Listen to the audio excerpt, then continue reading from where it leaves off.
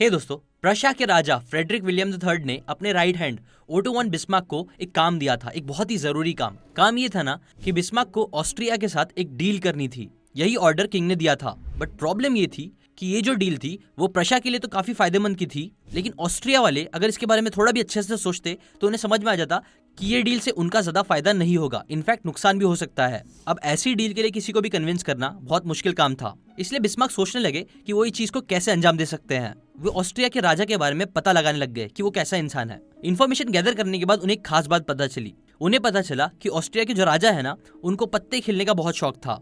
In fact उनके साम्राज्य में ना एक बात फैली हुई थी कि किंग के अंदर एक ऊपर वाले ने गिफ्ट दिया हुआ है कि वो जिसके साथ भी पत्ता खेल लेते हैं वो सामने वाले इंसान का नेचर बड़े आसानी से पकड़ लेते हैं कि वो कैसा इंसान है, समझदार है या क्या है।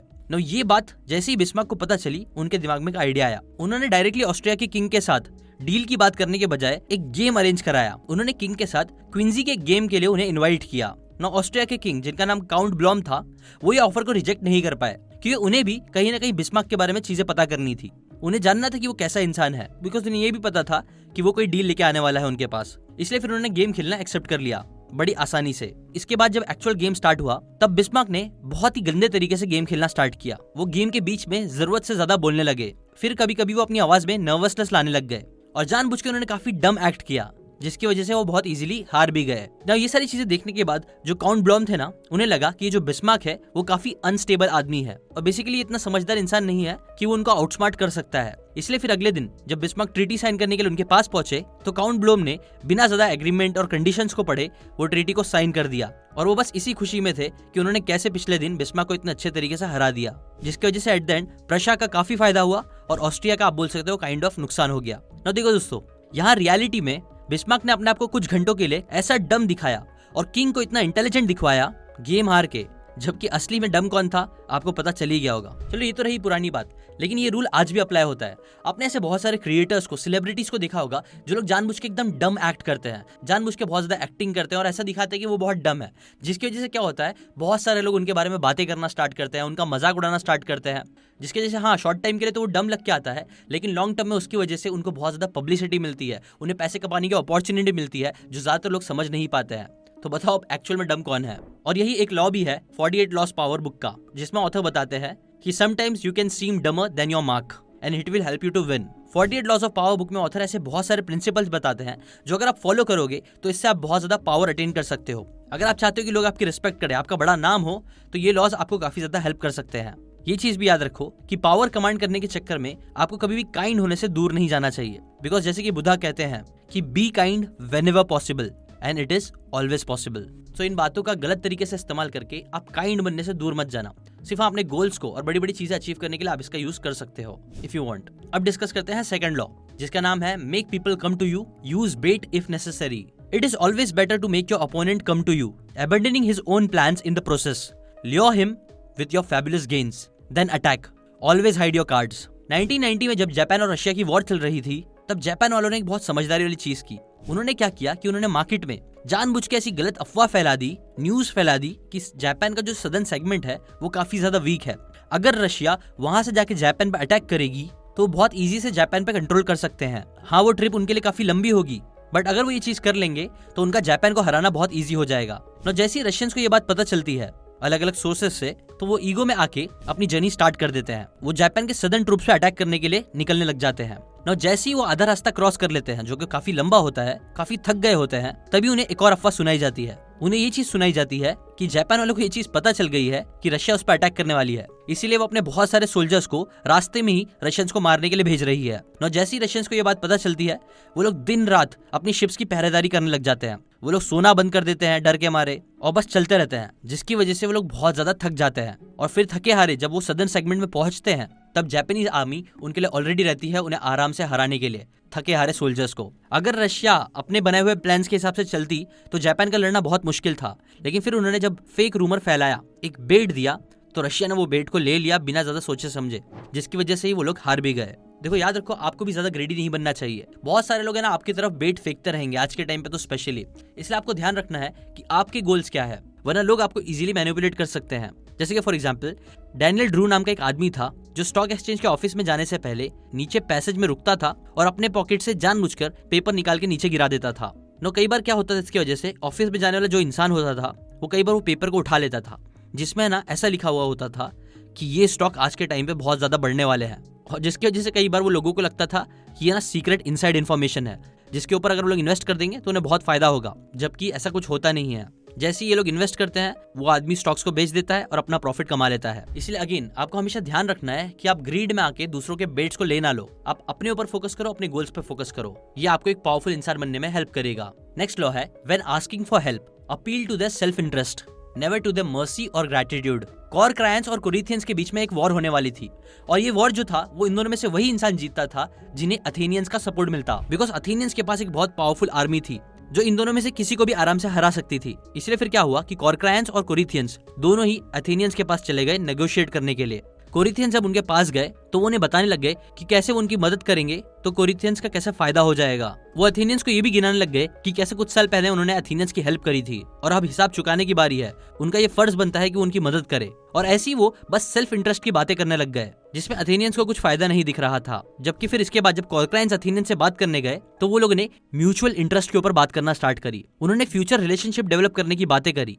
उन्होंने बातें करी स्पार्टा के बारे में जो अथेनियंस का एनिमी था, कि कैसे वो स्पार्टा को हराने के लिए उनकी मदद करने आएंगे और वो मदद करेंगे। और ऐसे कई सारी बातें उन्होंने की जो अथेनियंस की फायदे की थी। और गेस व्हाट, इन दोनों बातों को सुनने के बाद अथेनियंस ने किसको सपोर्ट करा होगा? ऑब्वियसली कॉरक्रायंस को। अब देखो दोस्तों, ये बातें सुनने में तो बहुत अच्छी लगती है कि जस्ट बिकॉज मैंने तेरी मदद किया था तो अब तेरा भी फर्ज बनता है कि तू मेरी मदद करे। बट रियलिटी में ना लोग बहुत सेल्फिश होते हैं। लोग बस वो काम करने के लिए मोटिवेट होते हैं जिनके अंदर उनका फायदा होता है। इसलिए जब भी आप किसी से नेगोशिएट करने जा रहे हो, कोई भी बात करने जा रहे हो, तो उनके इंटरेस्ट की बात करो, ना कि अपने इंटरेस्ट की बात करो। नेक्स्ट लॉ है use surrender tactics, transform weaknesses into power. 1473 BC की बात है जब चाइना के किंग को, जिनका नाम जोजुआन था, उन्हें वू नाम के एक जगह के किंग थे, उनको हराना था। पर अनफॉर्चुनेटली जो वू के किंग थे ना, उन्होंने गॉजियन को आराम से हरा दिया, जिसके बाद गॉजियन ने सरेंडर कर दिया और फिर वो एज एन एडवाइजर इस किंग के अंडर काम करने लग गए। वू के किंग को पता था कि गॉजियन काफी फायदेमंद उनके लिए हो सकता है, इसलिए उन्होंने उनको मारा नहीं और लोवेस्ट ऑफ लोवेस्ट वर्क दे दिया अपने किंगडम में। कुछ 3 साल तक गॉजियन ने किंगडम में काम किया बड़ी मेहनत से, पर ये काम करते करते वो सारे इंटरनल अफेयर्स और सारे राज की बात सीखते रहते थे इस किंगडम की, और किसी को पता नहीं था, लेकिन वो अपने बदले के लिए भी प्रिपेयर करने लग गए थे। जिसके बाद फिर एक दिन जब किंगडम में जनता और किंग के बीच में कुछ हड़बड़ी मच गई थी, कुछ प्रॉब्लम हो गई थी, तब तुरंत गॉजियन ने इस मौके का फायदा उठाया और रातों रात उसने जो आर्मी खड़ी की थी साइड में, उसे रेडी करके वू की किंगडम के ऊपर अटैक करवाया। बाहर का एक बहुत फेमस कोट है कि you can lose a battle but still win the war, और इस कोट का बहुत अच्छा एग्जाम्पल ये गॉजियन की स्टोरी है, जहां गॉजियन ने सरेंडर तो कर दिया था स्टार्टिंग में, जिसकी वजह से वो एक बैटल तो हार गए थे, लेकिन फिर भी उन्होंने हार नहीं मानी। उन्होंने लॉन्ग टर्म सोचा, सरेंडर करने के बाद बहुत मेहनत से काम किया, लोगों के अंदर अपना ट्रस्ट और रिस्पेक्ट जीती, और उसके बाद उस राजा को हरा के वो किंगडम हासिल भी कर लिया। ऐसे ही दोस्तों हमेशा आपको भी ना हमेशा लॉन्ग टर्म सोचना चाहिए।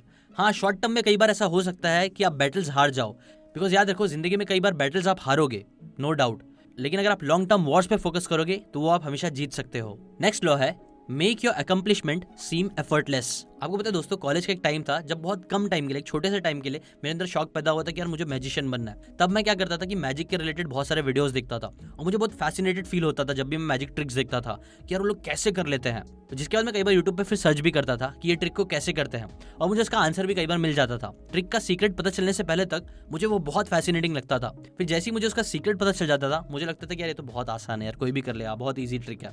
जिसके बाद फिर मैंने ट्राई भी किया कुछ लोगों के ऊपर वो ट्रिक करने का, लेकिन जैसे ही मैंने वो अपने दोस्तों के ऊपर अपनाया, वो ट्रिक करा ना, मैंने मैजिक दिखाने की कोशिश करी, तो मैं बहुत ज्यादा फेल हो गया। वो लोग को एकदम दिख गया एग्जैक्टली कि मैं क्या कर रहा हूँ, जिसकी वजह से वो मैजिक ट्रिक अच्छे से नहीं हो पाई और लोग को मैजिक के ट्रिक का सीक्रेट भी पता चल गया। जिसकी वजह से मुझे एक चीज समझ में आई कि ये जो मैजिक ट्रिक ये लोग करते हैं ना, वो दिखने में उसका सीक्रेट पता चलने के बाद लगता तो है बहुत ईजी है, बट जब एक्चुअल में करने जाओगे तो आपको मालूम पड़ता है कि हाँ उन्होंने कितनी प्रैक्टिस करी होगी, तब जाके वो इतना सीमलेसली एफर्टलेसली वो चीज कर पाते हैं बिना अपनी ट्रिक को रिवील करे। और वही चीज लोगों को पावरफुल भी दिखाती है। जब लोग बड़े बड़े काम को बहुत एफर्टलेसली कर लेते हैं ना, तो वो बहुत इंटरेस्टिंग लगता है। फॉर एग्जाम्पल, जापान में ना चानोयो नाम की एक टी सर्विंग टेक्निक होती है जो थोड़ी डिफिकल्ट होती है, जहाँ पे आपको टी को कप में डालना होता है एक बहुत ही पर्टिकुलर वे में, जो काफी मुश्किल होता है, लेकिन जो इसमें एक्सपर्ट होते हैं वो उसे बहुत अच्छे तरीके से करते हैं।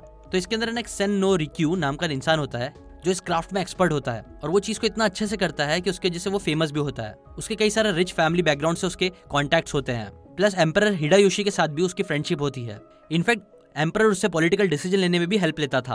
और उसको इतना पावर क्यों मिला? बिकॉज देखो, रिक्यू बहुत ही हार्ड वर्किंग था, पर वो एम्परर को ऐसा दिखाता था कि वो सब कुछ बहुत इजीली कर लेता है, जिसकी वजह से एम्परर को रिक्यू एक जीनियस मालूम पड़ता था। उसे लगता था कि ये बहुत कमाल का इंसान है, जिसकी वजह से वो लोग इसकी इतनी इज्जत करते थे। इसलिए दोस्तों, अगर आपको भी पावरफुल बनना है तो आप बहुत सारा हार्डवर्क करो और मुश्किल मुश्किल कामों को भी इतना एफर्टलेसली करो कि सामने वाला देख के वो इंप्रेस हो जाए। आपने ऐसा देखा होगा ना कई बार, जो कैलिस्थेनिक लोग करते हैं, एक हाथ से पकड़ते हैं बार और फिर हवा में चलते हैं। वो दिखने में तो कितना एफर्टलेस लगता है, लेकिन अगर आप एक्चुअल में करने जाओगे तो आपको मालूम पड़ेगा वो कितना डिफिकल्ट होता है। लेकिन फिर क्योंकि लोग उस इतनी डिफिकल्ट चीज को भी इतने अच्छे से कर लेते हैं सीमलेसली, इसलिए वो लोग बहुत पावरफुल दिख के आते हैं। तो सेम चीज आपको भी अप्लाई करना है। आप भी इतना हार्डवर्क करो, इतना एक्सपर्ट बन जाओ चीजों में कि वो दूसरों को सीमलेस लगे, लेकिन फिर जब वो लोग खुद वो चीज करने जाए तब उनको रियलाइज हो कि वो जो आप चीज कर रहे थे वो कितनी कमाल की थी। इससे आप लोगों को बहुत पावरफुल लगोगे।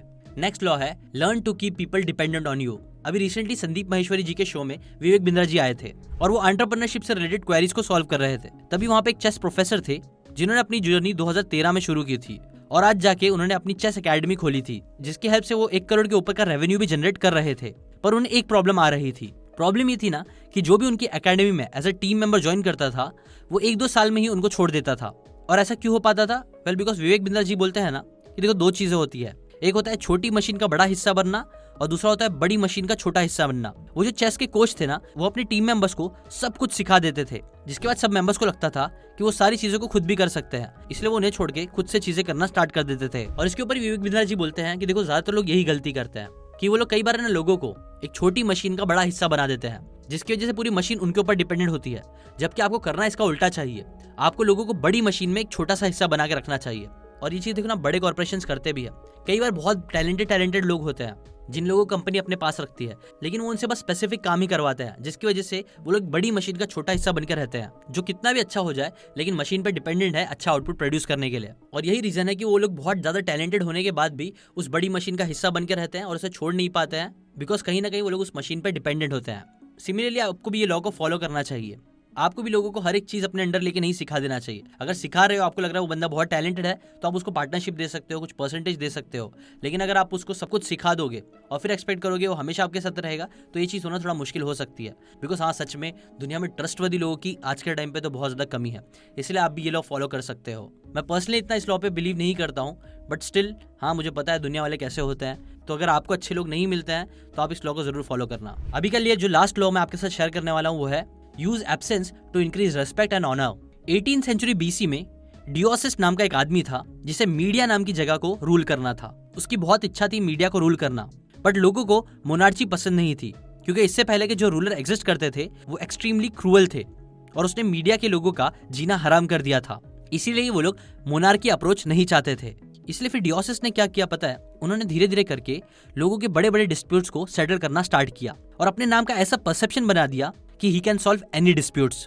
जिसके बाद फिर धीरे धीरे लोग अपने डिस्प्यूट्स लेके उनके पास आने लग गए और उसने ये भी मेक श्योर किया कि वो कैसे भी करके इन डिस्प्यूट्स को सॉल्व कर दे ताकि सिटी पीसफुली रन करे। और फिर उन्होंने यही चीज काफी सारे टाइम तक किया, जिसके बाद क्या हुआ कि कुछ टाइम बाद उसने ये अनाउंस कर दिया पब्लिकली कि अब वो क्विट कर रहा है, अब वो थक चुका है दूसरों की प्रॉब्लम सॉल्व करते करते, और अब इससे ज्यादा वो नहीं करेगा। अब जैसे ही उसने ये एब्सेंस क्रिएट करी, लोगों में हड़बड़ी मच गई। लोगों में इस एक्सटेंट तक उसका प्यार जागा कि लोगों ने फिर उसके लिए मोनार्ची अप्रोच को भी एक्सेप्ट कर लिया। और वही रीजन था जिसके बाद फिर 43 इयर्स तक के लिए ही बिकेम अ किंग और एकदम बड़ी गॉड जैसी लाइफस्टाइल उसने जी।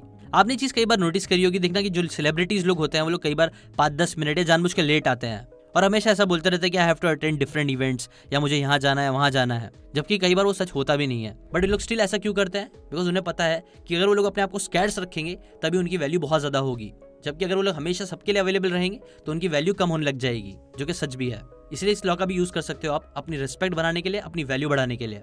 ऐसी और भी बहुत सारे अमेजिंग लॉ इस बुक के अंदर ऑथर ने शेयर करे हैं। अगर आप चाहते हो कि मैं इसके ऊपर और वीडियोस बनाऊं तो कमेंट करके जरूर बताना। अगर आप ऐसी बातें फ्री में सीखते रहना चाहते हो तो सब्सक्राइब करके बेल आइकन जरूर दबा दो अगर आपने अभी तक नहीं दबाया है तो। और हाँ, एक और चीज, आप हमेशा वीडियोस को लाइक करते हो, कमेंट करते हो, उसको व्हाट्सएप पे शेयर करते हो, उसके लिए थैंक यू सो मच। अगर आप कर सकते हो तो करते रहो और नहीं भी करते हो तो कोई बात नहीं। थैंक यू सो मच बस आपका ये वीडियो देखने के लिए। मिलते हैं नेक्स्ट वीडियो में।